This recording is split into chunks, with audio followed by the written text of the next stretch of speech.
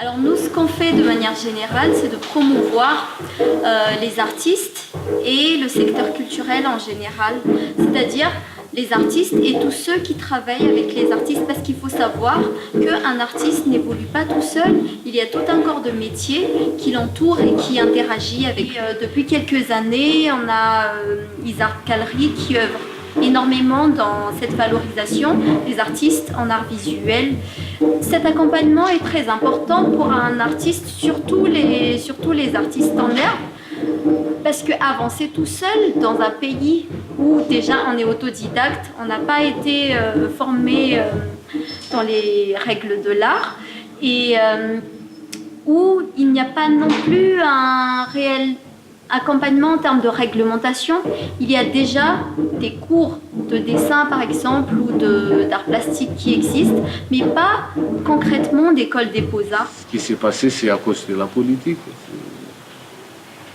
Madagascar, je pense que c'est l'un des pays africains, il a l'école des beaux-arts, l'école coloniale, et c'est fermé en 1970-75. Il y a des branches à l'université qui sont dans les études culturelles, mais études artistiques, non. Non, il n'y en a pas et la plupart sont des autodidactes. Il y a aussi ceux qui ont l'ancienne classe qui a pris en main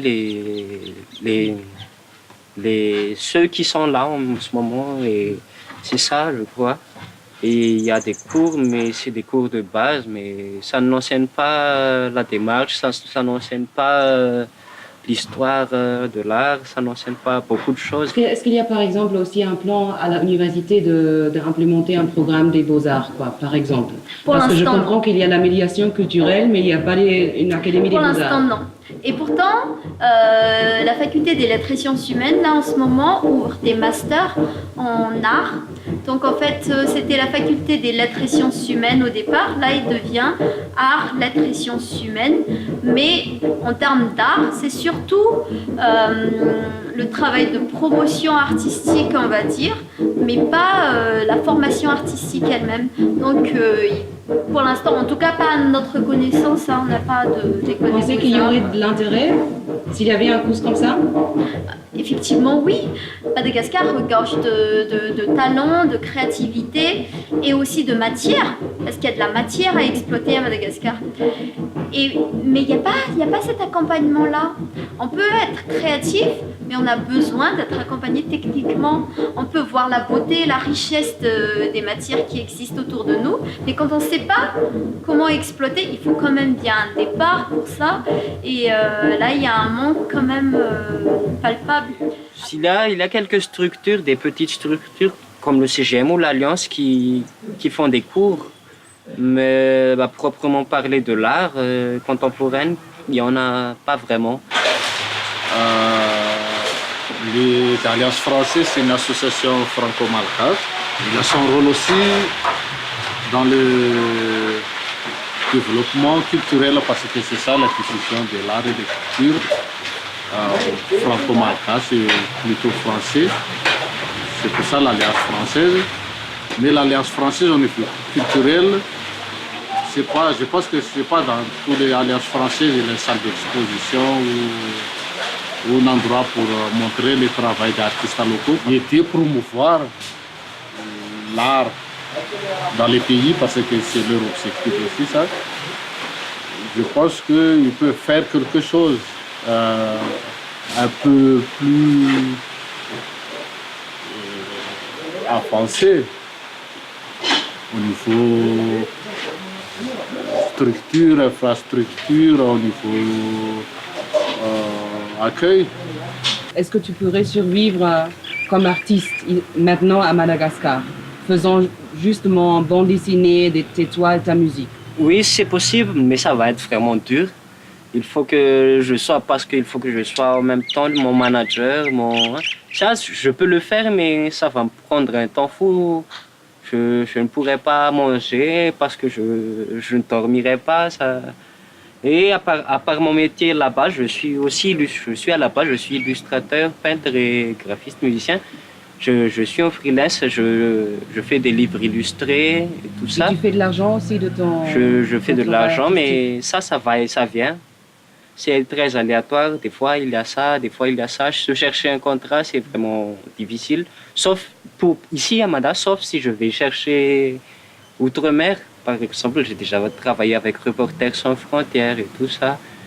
Mais si c'est ici, c'est dur. Qui achète les travaux ici à Madagascar? Sont qui les bailleurs? À Madagascar, en global, il n'y a pas le marché de l'art, il n'y a pas de commande publique ou commande de mécénat et tout ça, là, il n'y a pas ça ici. Du coup, les acheteurs à Madagascar, c'est des expatriés. C'est ça, les acheteurs à Madagascar. À part quelques collectionneurs à Malagas, mais dans le style de peinture comme spécialise la galerie, c'est que des expatriés. La survie des artistes, on ne voit pas. Le public ne connaît elle-même pas ce que tu fais. Je ne parle pas forcément d'une reconnaissance professionnelle, mais d'une simple reconnaissance. Il y a le public qui ne sait pas ce que tu fais. Par exemple, si on me demande de faire un dessin et moi un dessin et je fais une esquisse et eux ils s'attendent à un grand digital painting avec des drames et tout ça. Et voilà. Et après, il y a aussi la question, et c'est trop cher. Et quand je mets le prix, c'est trop cher pour un dessin, c'est juste un dessin très simple. Et ben, au fait, c'est pas si simple que ça parce que ça m'a pris 7 ans de ma vie, beaucoup de documentation, beaucoup de sous, d'investissement personnel.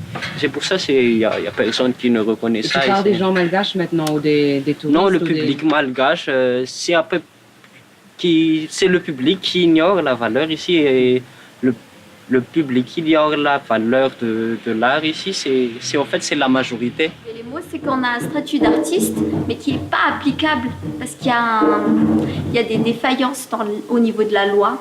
Donc un artiste à Madagascar, il n'existe pas vraiment. Socio-professionnellement parlant, un artiste, ça n'existe pas. Ça existe parce que c'est pas reconnu comme tel par la loi, mais par contre c'est imposable. Et là, il y a quand même un équilibre à rechercher.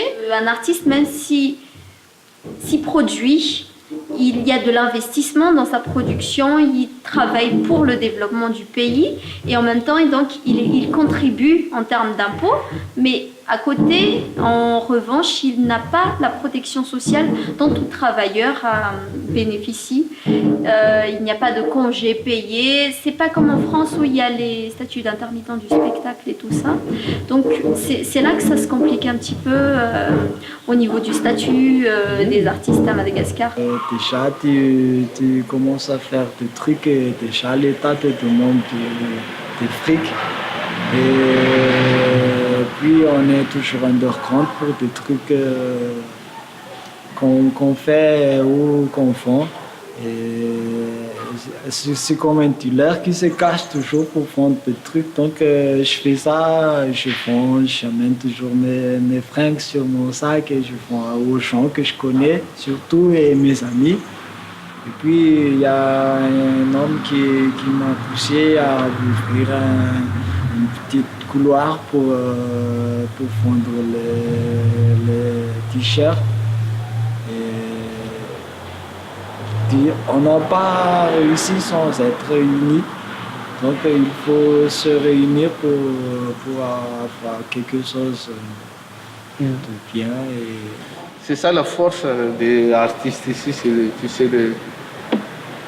c'est des murs-là qui ont envie de traverser. Ce mur-là, c'est plein d'énergie.